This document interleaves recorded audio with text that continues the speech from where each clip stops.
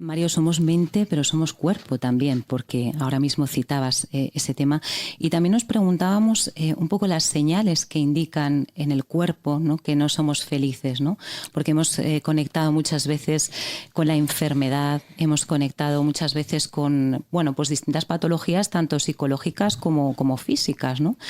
Y nos preguntábamos eso, ¿no? Cuerpo feliz, ¿cómo es un cuerpo feliz? ¿Qué señales nos indican que conectamos con esa felicidad? Muy bien. Hacéis muy buenas preguntas. Muy buenas. Somos muy estudiosas, ¿verdad? Sí, Dicho de Mario es un halago, pero... No, sí, porque es que yo veo hasta qué nivel tengo que tirar de lo poco que sé. Sí, y eso es que lanzáis muy hondo. Vamos a ver. Nosotros tenemos una dimensión en el sistema nervioso que se llama el sistema nervioso vegetativo. Y el sistema nervioso vegetativo, en principio, no es gestionable desde la autoconsciencia. Es decir, no puedo yo directamente decir, voy a acelerar mi corazón o voy a calmar mi corazón, salvo que utilizo una serie de estrategias concretas, me voy a la respiración, etcétera, etcétera. Bien. Entonces, ¿qué es lo que nos pasa? Nos pasa que de esos dos sistemas hay uno que se llama el sistema nervioso simpático, que cada vez que se activa, inevitablemente lleva a un nivel de desgaste. ¿Es importante el sistema nervioso simpático? Naturalmente que sí, porque tiene que ver con estar más atento, tiene que ver con ser más cauto, tiene que ver con ser más ágil, más rápido, y esto consume una gran cantidad de energía. Hay otro sistema que trabaja en cooperación con él, que se llama el parasimpático. El parasimpático es el que te ayuda a recuperarte, es el que cuida, para que nos hagamos una idea, de los aproximadamente 60 trillones de células que tenemos, más o menos. Entonces, ¿qué ocurre? Que cuando una persona tiene constantemente activado el sistema nervioso simpático, el sistema parasimpático no puede estar activado porque no pueden estar en el mismo órgano simultáneamente dándose las siguientes situaciones. Un sistema nervioso simpático hiperactivo y un sistema nervioso parasimpático hiperactivo. O un sistema nervioso parasimpático hipoactivo y un sistema nervioso simpático hipoactivo. Cuando sube uno, baja el otro. Entonces, ¿cuál es el problema de la hiperactividad del sistema nervioso simpático? La enfermedad. Porque el organismo sí está hecho para activar ese sistema, el simpático, ocasionalmente, a lo largo del día. Son los momentos de estrés. Estrés porque no llegas al trabajo, estrés porque tienes pues ahora mismo estás en un podcast muy importante, te gustaría que ayudara a las personas que lo van a escuchar. Estás en un momento de estrés, pero eso es saludable. El organismo, claro, que tiene que tener esos momentos de estrés. Pero luego entra la recuperación, que corresponde al parasimpático. Cuando esa recuperación no existe, entonces el sistema nervioso simpático se mantiene constantemente activado. Y esto produce una forma de estrés que es sumamente negativa y que es causa de enfermedad, está asociado a un porcentaje enorme de enfermedades y que se llama distrés. Entonces, ante la pregunta, lo primero que una persona nota cuando está muy tensa o cuando está bajo el efecto del distrés es lo que se llaman las corazas neuromusculares, es decir, el cuerpo se tensa. ¿Por qué? Para protegerse. ¿Pero protegerse qué? De una posible amenaza. Si el músculo está relajado y te dan un puñetazo, protege mucho menos que si el músculo está tenso y hace una coraza. Esas corazas neuromusculares producen todo tipo de problemas. Primero, consumen una cantidad de energía brutal. En segundo lugar, producen dolores de cabeza, dolores musculares, tensan las articulaciones, es decir, producen dolores. En segundo lugar, otra de las cosas que ocurre es que la hiperactivación del sistema nervioso simpático, sobre todo cuando es sostenida, produce un enorme cansancio. Pérdida de energía, una especie de apatía, el famoso burnout. La persona está quemada, no tienes ilusión por las cosas, es como que pasas de todo. Otra cosa que se nota mucho es una pérdida en la capacidad de concentración. Te cuesta muchísimo mantener la atención, entonces hay una distracción permanente. A veces hay una irritabilidad que llega a sorprenderle a la persona, la más mínima cosa salta, ¿no? Y lo que no está viendo es el deterioro que está teniendo lugar en sus órganos, porque sus órganos están como siendo, si utilizamos una analogía, como si el coche estuviera pasado de vueltas, pues el motor está sufriendo. Entonces el coche está sufriendo. Otra cosa, por ejemplo, que se nota muchísimo son trastornos del aparato digestivo, porque el aparato digestivo es el segundo cerebro y es tremendamente sensible a situaciones de estrés, del estrés negativo, del distrés. Entonces, todo tipo de desórdenes, colon irritable, pueden aparecer enfermedades mucho más serias, colitis ulcerosa, etcétera. Luego, otra cosa, por ejemplo, que puede notarse mucho, son temas en relación con la reproducción, porque el eje del estrés bloquea el eje de la reproducción. Hablo de estas formas de estrés negativo. ¿Por qué? Porque claro, si tú te sientes amenazado, en ese momento no estás pensando en la reproducción. Lo que estás intentando es salir de un peligro como sea, ¿no? Entonces, todas esas cosas afectan muchísimo a la persona.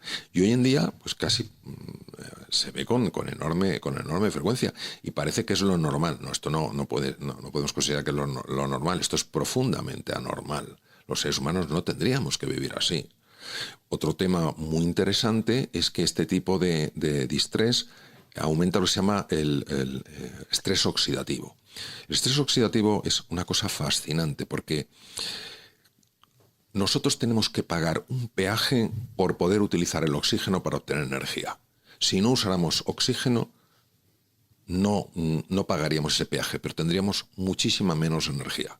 Ese peaje es la producción de unas sustancias llamadas especies libres o radicales libres.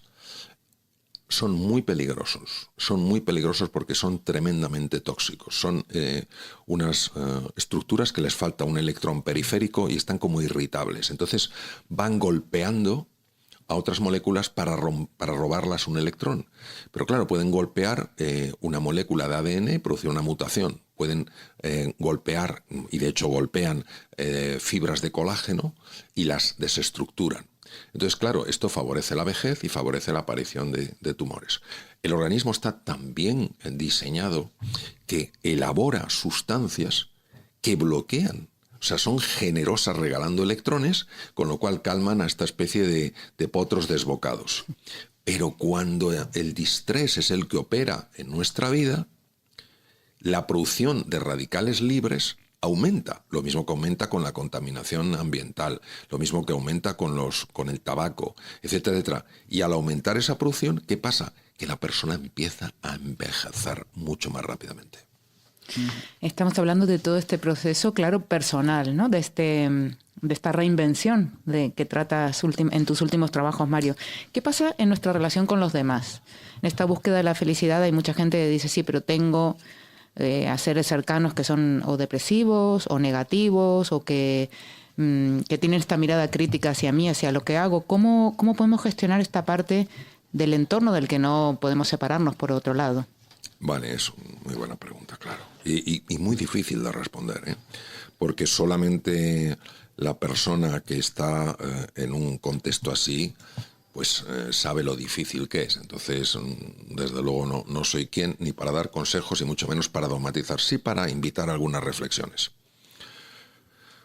Vamos a ver. José Ortega y Gasset dijo una frase hace tiempo, muchos años, claro, dijo, yo soy yo y mis circunstancias. Si nos paramos a reflexionar sobre esta frase, encontramos dimensiones de bastante calado. Imaginaros que él hubiera dicho, yo soy yo. Eso es un gesto de tremenda arrogancia, porque quería decir, las circunstancias que me da. Yo soy una persona tan fuerte, tan sólida, tan capaz, ¿qué más me da? Si hubiera dicho, yo soy mis circunstancias, ¿dónde está la libertad del ser humano? Si tengo suerte con el entorno que me toca, me irá bien. Si tengo mala suerte, me irá mal porque yo no cuento. Y esto lleva a la posición de víctima. La posición de víctima está asociada, por ejemplo, a un aumento de las enfermedades cardiovasculares. Pues la posición de víctima es la sensación de impotencia, sensación de no se puede cambiar. Entonces, yo soy yo en mis circunstancias. ¿Esto qué quiere decir? Quiere decir que hay circunstancias muy complicadas en la vida de las personas. Hay veces en las que tienes que hacerte cargo de personas o que tienen un tipo muy avanzado de discapacidad que requiere una atención permanente, 1000 situaciones. Te puedes encontrar también con personas que están muy amargadas y da la sensación de que eso pues lo quieren extender a otras personas para que estén igual de amargadas y no se sientan ellas a lo mejor tan solas. Entonces, ¿cuál es mi abordaje? El primer abordaje es, primero, asumir que alcanzar la perfección en esto es inalcanzable. ¿Por qué digo esto? Porque tenemos una figura de la que habló mucho Sigmund Freud, que llama el superyo, que es la exigencia de que seas perfecto. Tú nunca te puedes enfadar con esa persona. Tú nunca puedes tener un mal momento. Date cuenta que es tu padre, date cuenta que es tu madre, que es tu hermano. ¿Cómo piensas eso? Entonces, esa tensión te llena de culpa y esa culpa no ayuda a nada. Entonces, es el principio de Pareto. Pareto fue un economista que dijo que hay que buscar el 20% de las cosas que hagan el 80% del efecto. Porque si quieres el 100% no lo vas a conseguir. Entonces, primero, ¿qué diría? Que toda persona que esté rodeada que esté en un entorno complejo tiene la responsabilidad de cuidarse. Y no por cuidarse tiene que sentirse egoísta. Y si siente culpa, esa culpa la tiene que dejar pasar, porque la culpa hace mucho daño. Entonces, tiene que reconocer que necesita momentos de descanso, que necesita momentos de recuperación. Y dirás, bueno, no los tiene. A veces no es que no se tengan, a veces es que no se buscan, porque si se encontraran uno se sentiría culpable. No, tendría que estar todo el rato aquí, tendría que estar tal, yo cuidarme. Tenemos tal condicionamiento mental. Entonces, eso es lo primero. En segundo lugar, le diría que vigilara sus pensamientos. Que todo pensamiento de condena, de acusación a la otra persona, es una egoísta, solo piensa en ella o solo piensa en él. Todo juicio no me tiene en consideración. Toda declaración de culpabilidad hacia la otra persona, si es que en el fondo merecería estar solo, merecería estar sola, y todo castigo, pues voy a ser, porque tengo que estar con él, tengo que estar con ella, pero voy a estar indiferente, todo eso que sepa que le vuelve a ella. Entonces, que busque tener pensamientos positivos. ¿Qué quiere decir? Esta persona hace lo que puede con el nivel de conciencia que tiene.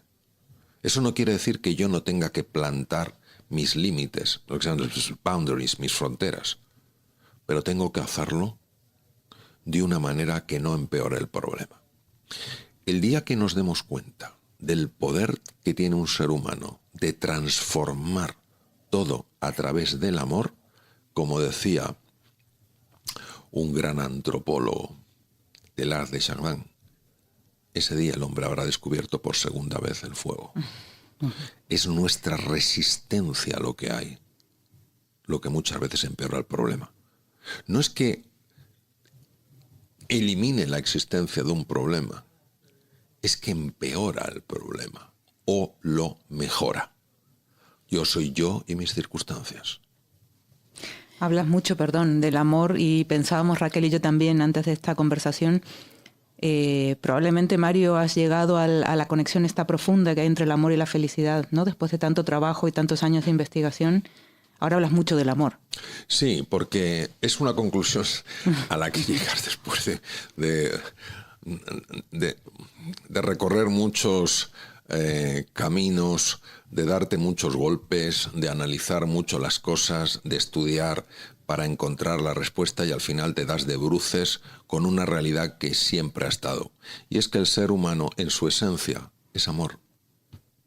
Y si la felicidad es vivir desde el ser y el ser es amor, quiere decir que vivir desde el amor es ser feliz. Uh-huh. Entonces, ese es el tema. Pero claro, no estamos hablando de lo que nosotros entendemos por amor. Estamos hablando de que los griegos hablaban como agape. Agape es un amor gratuito, un amor sin condiciones. No te quiero por cómo eres, te quiero por quién eres. Claro, cuando tú te encuentras con una persona que tiene una mirada apreciativa, porque mira desde el amor, el poder transformador es absolutamente brutal. Voy a poner un ejemplo. Porque cuando uno mira con esa mirada apreciativa, todo su rostro transmite eso. Esta es una historia real de un norteamericano que había decidido suicidarse. Se iba a despeñar, se iba a tirar por un sitio y lo tenía claro. Entonces fue a cruzar una calle, una carretera, y lógicamente una persona que se va a suicidar no suele ser muy cuidadoso viendo si el semáforo está en rojo o está en verde. Entonces él cruzó directamente y venía un coche, pegó un frenazo y el hombre, claro, oyó el ruido, miró. Estaba conduciendo una señora. Yo me gustaría que nos paráramos un instante, Raquel y Laura. ¿Cuál es la reacción habitual de un conductor cuando le sucede eso? Le pone a caldo. A caldo. Vamos. Porque parece lo razonable. Él giró y se encontró con una mirada y una sonrisa. ¿Qué tendría esa mirada y esa sonrisa que decidió no suicidarse? Por eso, para mí, el propósito de la vida es reconocernos en lo que somos. Y cuando nos reconozcamos en lo que somos, inevitablemente irradiaremos lo mismo que irradiaba esa conductora. Y al irradiar eso que se irradia, la transformación es brutal. O sea, ¿cómo es posible que una mirada y una sonrisa sean capaces de transformar la voluntad firme de acabar con tu vida? ¿Qué tiene el amor que se nos escapa? Por eso Teilhard de Chardin decía eso. El día que el ser humano descubra el verdadero poder del amor, habrá descubierto por segunda vez el fuego. Fijaos lo que el fuego ha cambiado en nuestra vida. Entonces, claro, nosotros el problema es que asociamos inmediatamente el amor con una cosita azucarada, dulzona. Sí, con el amor romántico. Claro, entonces, fíjate que los griegos hablan de Eros como el amor romántico. Claro que tiene su lugar.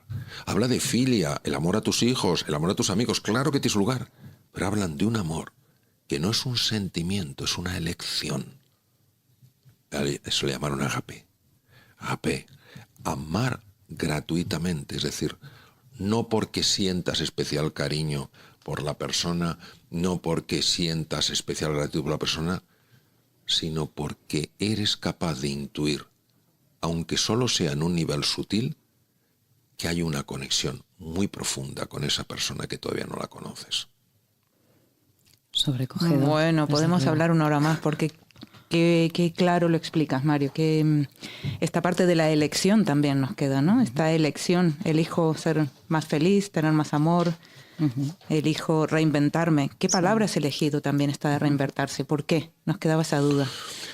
Yo escribí Reinventarse, tu segunda oportunidad en el 2010. Si recordáis, el 2008 fue una época muy dura, que duró bastantes años, y yo andaba buscando algo que pudiera devolver la ilusión, la serenidad y la confianza a tantas personas que habían visto sus empresas hundirse, se habían encontrado en la calle haciendo su trabajo perfectamente bien. Sin embargo, las circunstancias en las que eran personas muy confundidas, personas muy perdidas, estábamos todos en una situación, pues estábamos en medio de una crisis muy profunda. Y dándole vueltas y vueltas y vueltas a todo, al lenguaje, a las palabras, intentando encontrar algo que pudiera expresar lo que quería transmitir, me vino Reinventarse. Me vino Reinventarse hablándolo además con un amigo, un íntimo amigo mío, con Jaime Antoñanzas. Estábamos hablando y en un momento determinado surge esa palabra. Yo de hecho le estoy muy agradecido porque estoy seguro que él fue el gran catalizador para que esa palabra emergiera. Y estamos, pues yo creo que esta es la palabra, fíjate. Entonces cuando él la dijo, resonó con especial fuerza en mí. Dije, pues sí, mira, yo la estaba considerando, pero cuando tú lo has dicho con esa convicción, realmente es que a mí me ha tocado muy hondo. Y vamos a titularlo Reinventarse, tu segunda oportunidad. ¿Por qué? Porque muchas personas que querían una segunda oportunidad. La segunda oportunidad no es que no exista una tercera o una cuarta, es que existe por lo menos una segunda. ¿Verdad? Lo típico, dame otra oportunidad, por favor, de hacer esto. ¿Me das otra oportunidad? Entonces, es ese concepto más genérico que no es que sea específicamente solo una segunda oportunidad, pero que hay otra oportunidad más.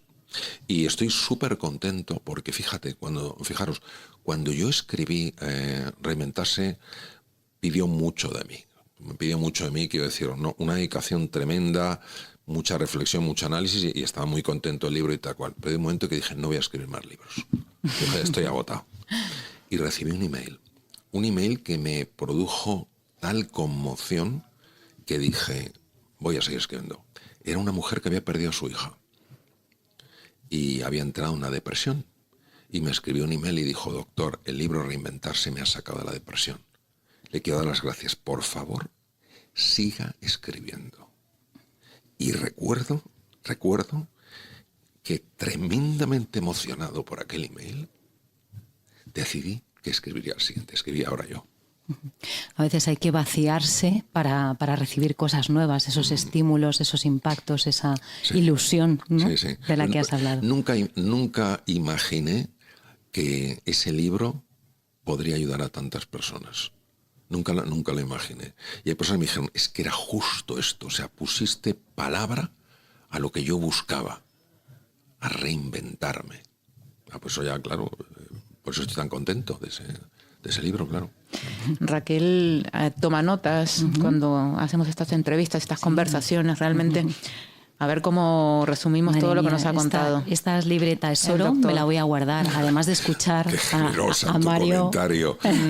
No, a Mario le escucharemos muchas veces, espero que tengan oportunidad de reescuchar una y otra vez este podcast. Pero bueno, hay algunas frases que creo que conviene, bueno, pues destacar de alguna manera, ¿no?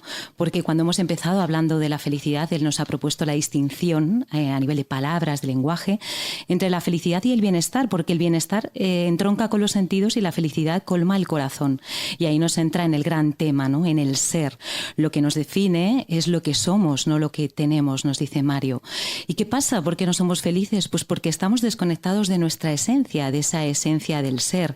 Para descubrir el ser, nos propone que reconozcamos que lo que vemos no es todo lo que es. Humildad es la palabra. Convirtámonos entonces en buscadores, porque eso es algo fundamental en el ser humano, y vivamos una mirada contemplativa, la que no enjuicia, la que se deja sorprender y asombrar, la mirada de los niños. Adoptemos, por tanto, una posición de estudiante, no de experto. Esa mente del principiante hay que abrazarla. Ante el vértigo que proponía Laura, ¿no? Él nos propone que entendamos que el abismo es una fantasía realmente, una fantasía con la que podemos trabajar, con la que podemos seguir explorando, ¿no? Y siguiendo conociéndonos. ¿Hay personas predispuestas a ser más felices? Bueno, atención, porque puede haber una conclusión equivocada. No estamos determinados, puede haber un cierto condicionamiento que se resuelve con la neuroplasticidad. Maravilloso concepto, se puede trabajar. Da igual la edad, podemos seguir trabajando, porque, como recordaba Ramón y Cajal, todo ser humano, si se lo propone, puede ser escultor de su propio cerebro. Bueno, podríamos seguir con muchas más cosas, solo un par de apuntes más en torno al distrés, porque lo que hace al cuerpo este distrés, es cosas tan dolorosas como el cansancio, la pérdida de concentración, la irritabilidad, el deterioro de los órganos, trastornos digestivos, problemas de fertilidad, envejecimiento prematuro, ¿no? Qué duro. Abracemos, por tanto, otro de los valores con los que hemos hablado con Mario, que es el amor. Ese poder transformador, porque si el ser humano supiera en esencia lo que es el amor y su poder transformador, bueno, alucinaría realmente. No es un sentimiento, es una elección, por tanto, elijamos el amor, ¿no? Incondicional, sin excusas, sin condiciones. Bueno, esta elección que se practica cada día, Mario, ¿no? ¿Cómo haces para seguir con esa ilusión que creo que sí mantienes en tu trabajo? Bueno, primero darte la enhorabuena, Raquel, porque es impresionante la precisión con la que has reflejado mis palabras. De verdad, enhorabuena y muchas gracias. Vamos a ver. Yo cuando me levanto por la mañana ya tengo que enfocar la atención. Pongo una analogía que es la diferencia entre un rayo de luz y un rayo láser. Un rayo de luz se encuentra con un obstáculo y rebota. Un rayo láser se encuentra con un obstáculo y lo atraviesa. Entonces, a lo largo del día nos vamos a encontrar con obstáculos. Si nuestra atención no está focalizada, vamos a ser como el rayo de luz. ¿Cuál es la diferencia? Que los fotones en un caso no están alineados y en el otro hay una coherencia absoluta, están totalmente alineados. Entonces, yo tengo que enfocarme en ese momento en algo, que es que me encuentre con quien me encuentre, me suceda lo que me suceda, tengo que entender que hay algo ahí que no veo. Y lo primero que tengo que evitar es el juzgar. He de tomar una disposición abierta, interesada y curiosa para comprender, para dejarme sorprender, para dejarme asombrar. Lo segundo que tengo que reconocer es mi tendencia a reaccionar automáticamente por viejos condicionamientos. Hay personas que con el simple tono de voz te generan una reacción, otras con su forma de mirar, otra con algo que hacen. Entonces, reconocer esa reacción, no sentirme culpable por ella y ser responsable de no actuar en base a esa reacción. Y por tanto, comprometerme con el silencio, con la quietud, con no abrir la boca, con no reaccionar. Y en tercer lugar... Me lo voy a tatuar. Sí, es muy útil, es muy útil. Y en tercer lugar, utilizar un pensamiento que tengo que tener preparado para bloquear ese pensamiento que a nivel inconsciente está en el origen de mi reacción. Es decir, y ese pensamiento siempre tiene que ser favorable para la otra persona. Siempre.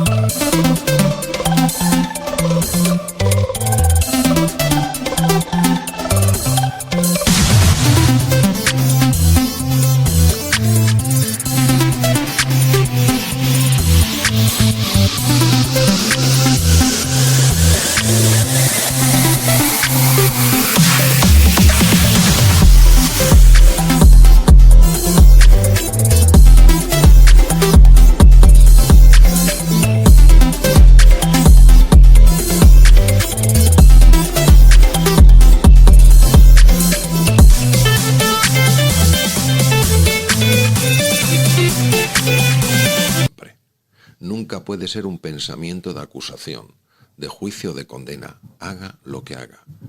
Es decir, ese pensamiento tiene que ser, por ejemplo, deseo que encuentres la paz, deseo que seas una persona que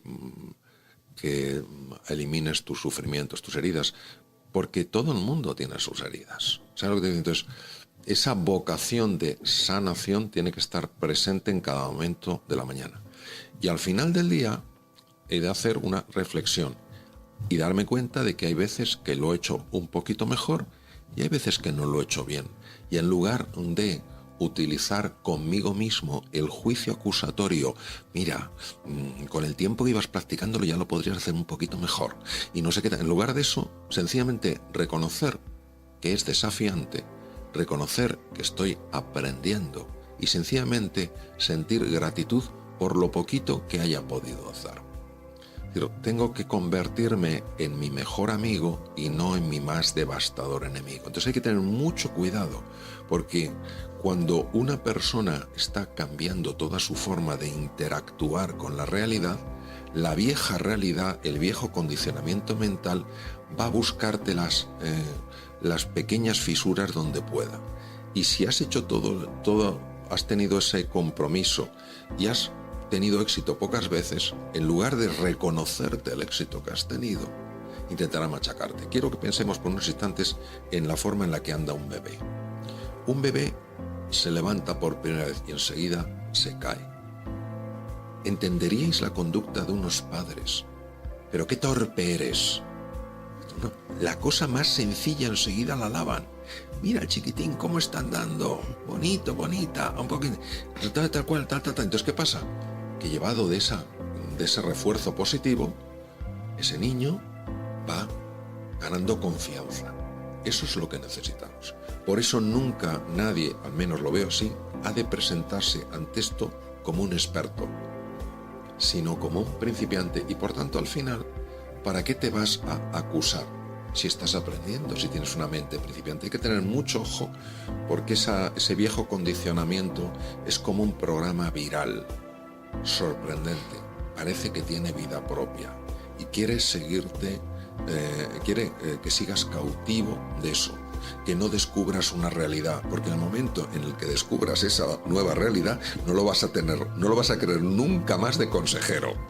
Despedido. Le vas a despedir. Muchísimas gracias, doctor Mario Alonso Puig. A vosotras. Un placer y hasta la próxima, Bienestarios.